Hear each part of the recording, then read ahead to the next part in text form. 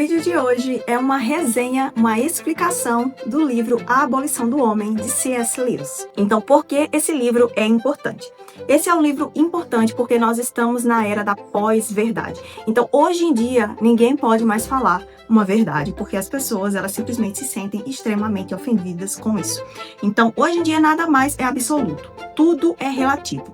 Esse mundo, ele está nos pressionando a vivermos uma vida onde nós iremos relativizar todos os valores morais, deixar para trás todas as tradições, tudo aquilo que foi ensinado através de gerações, pelos nossos avós, pelos nossos pais, pela nossa Bíblia, porque para essas pessoas progressistas, tudo isso fomenta o preconceito ou não serve mais para os dias de hoje. Então a gente vê uma sociedade que deseja a busca pelo hedonismo, pelos próprios prazeres, até as últimas circunstâncias. E hoje em dia, como tudo é relativo e nada é absoluto, a gente pode ser preso, por exemplo, por dizer que uma mulher é uma fêmea humana, porque isso pode ser taxado como homofóbico.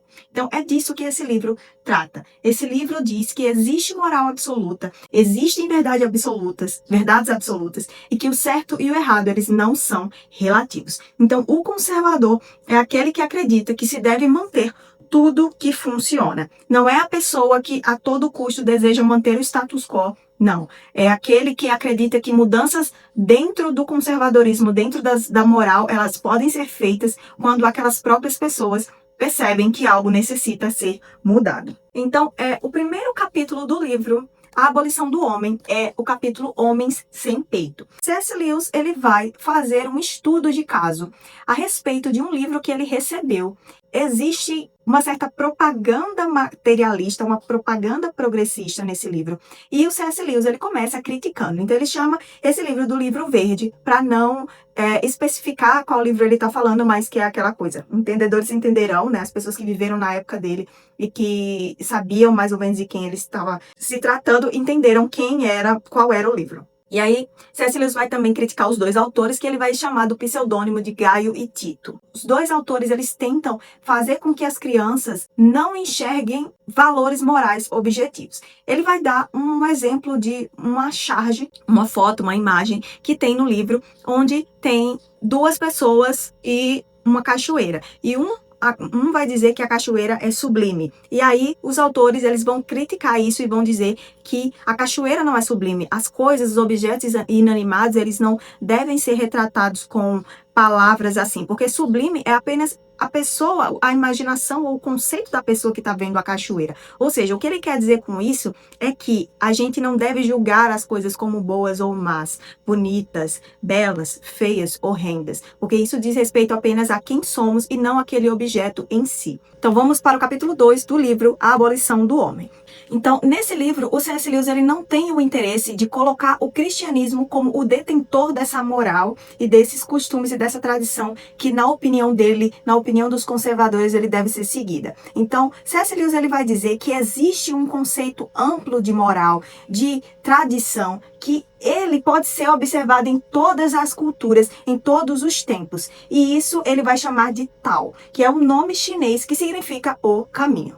Então, o Tao, ele é esse conjunto de virtudes que pode ser observado em diversos povos e que é consolidado pela tradição. Ele vai citar Platão, Aristóteles, provérbios chineses, provérbios judaicos, cristãos. Então, ele vai dizer que há algo em comum em todas as culturas, em todas as épocas, que não pode ser negligenciado. E esse algo em comum é uma moralidade objetiva do que é bom, mal, certo, errado, justo e injusto. E isso está presente em todas as culturas porque isso é inerente ao ser humano. Por exemplo, assassinar um inocente. Isso nunca vai ser uma atitude virtuosa em nenhuma cultura, em nenhum povo, para nenhum tempo da humanidade. Então, por que isso existe? Porque essa sensação que a gente tem de que assassinar uma pessoa inocente não é justo, por mais que essa pessoa tenha sido criada numa aldeia indígena ou num povo esquimó, por que as pessoas têm essa sensação? Então, C.S. Lewis vai chamar isso de Tao.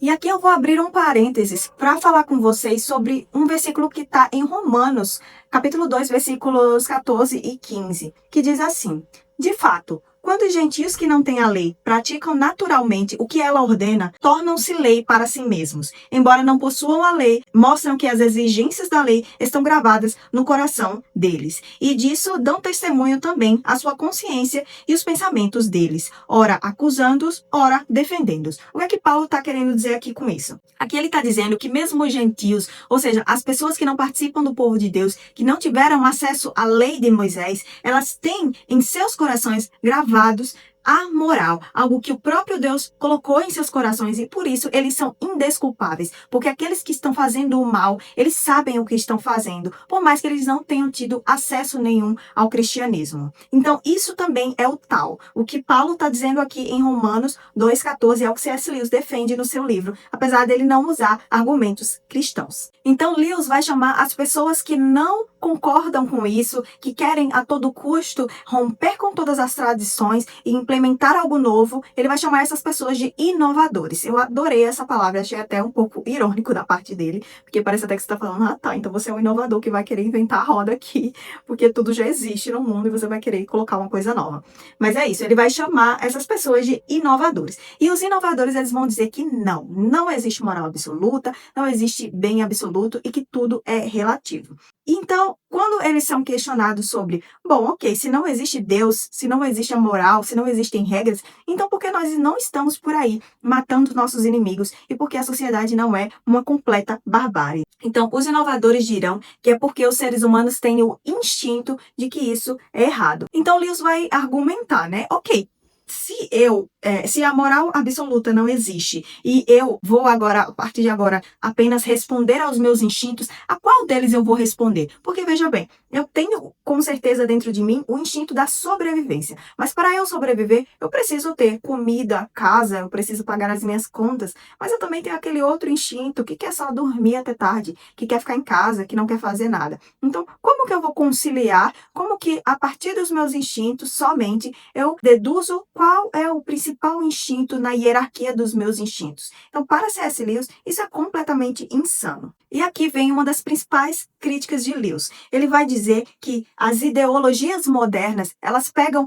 um fragmento do tal, isolam esse fragmento, elevam a potência máxima e chamam isso de ideologia. Então, algo que deveria proteger o ser humano, que é o nosso conceito de moral, de saber que algo está errado ou está certo, ou seja, bater em uma mulher, um homem bater em uma mulher que é mais frágil que ele é algo errado, porque é imoral, todos nós sabemos disso. Os inovadores vão pegar este pequeno fragmento do tal, vão isolar fora do contexto, vão elevar à máxima potência e transformar isso no feminismo, por exemplo, numa ideologia aí qualquer.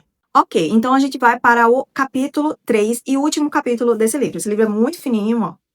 É bem pequenininho, tem 100 e pouquinhas páginas, mas é um livro muito profundo. Então, o capítulo 3 do livro é o capítulo que dá o nome ao livro, A Abolição do Homem. Então, nesse capítulo 3, Lewis, ele vai criticar o cientificismo, ou seja, criticar a ideia de que quando o homem chegar ao ápice do seu desenvolvimento tecnológico, do seu domínio sobre a natureza, aí sim, ele vai conseguir chegar, né, ao seu melhor momento. Lewis, ele vai dar 3 exemplos que parecem grandes vitórias humanas, que seria o avião, o rádio e os anticoncepcionais. Mas quem realmente vence com essas conquistas, com esses avanços dos homens? Segundo Lewis, esses avanços eles não representam a vitória de toda a humanidade. Eles apenas representam a vitória e o domínio de alguns sobre outros poucos. Por quê? Porque nem todos podem pagar por essas coisas, produzir essas coisas, e nem todos podem decidir quem tem acesso a essas coisas. Então, para Lewis, quem controla a técnica controla as pessoas, e quem controla a natureza, ela controla o próprio homem. E é isso que Lewis vai chamar de a abolição do homem. Porque veja, se em nome do progresso, da inovação e da liberdade, o ser humano retira tudo aquilo que lhe torna humano e diferente dos animais, que é justamente esse conceito de moral, de valores que o próprio Deus colocou em nossos corações, nós viramos animais. E se nós somos animais, com toda essa tecnologia e todo esse poder que os inovadores almejam, nós seremos, né, os homens que estarão no topo da cadeia alimentar, digamos assim, serão totalitaristas e terão o controle sobre os outros homens. E aí chegará na abolição do homem. É isso, espero que você tenha gostado, se inscreve no meu canal e me segue nas redes sociais e comenta aqui embaixo qual o próximo livro que você deseja que eu analise. Um beijão, até o próximo vídeo.